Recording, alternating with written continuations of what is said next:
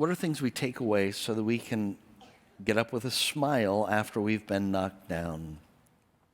I think the first thing is when we get knocked down, we need to find ways to help others.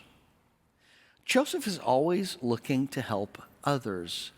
In Potiphar's house, he's content with how can I do my best for Potiphar. In prison, how can I do my best for the warden and for these prisoners?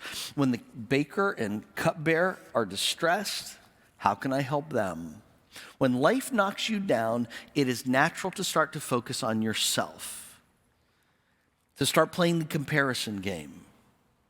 If I only had that person's money, if I only had that person's opportunity, if I only had that person's privileges, if I only had that person's brains, if I only had that person's connections, if I only had that person's whatever.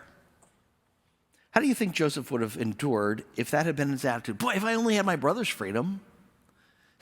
If I only had Mrs. Potiphar's power. If I only had Mrs. Potiphar's wealth.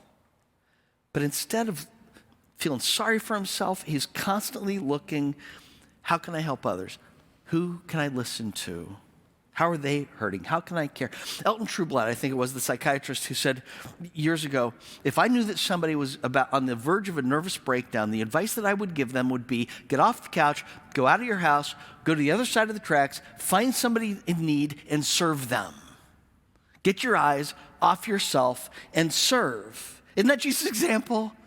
The night that Jesus is about to be betrayed and crucified, what's he do? He washes his disciples' feet.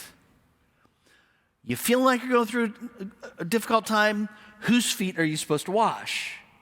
And he's sensitive to their needs. He never loses his empathy. Jesus could be thinking about himself, I'm about to go on trial. I'm about to be crucified. But what's he do? He's thinking, these friends of mine are about to go through a difficult time. How can I help them? Let not your hearts be troubled. Believe in God. Believe also in me. In my Father's house there are many mansions. If it weren't so, I would have told. He's thinking about them. How can I encourage them? Get your eyes off yourself. Quit feeling sorry for yourself. And how can you think about how you can serve others? Ask yourself, do you want to get better or do you want to whine? Do you want to get better? Or do you want to be a victim? 2 Corinthians 1:4 says, God comforts us in our afflictions so that we may be able to comfort those who are in any kind of affliction through the comfort that we ourselves have received from God. Hurts help us help others. So, you can complain and you can whine about how life is difficult for you, or you can say, who do I need to help? Who do I need to serve?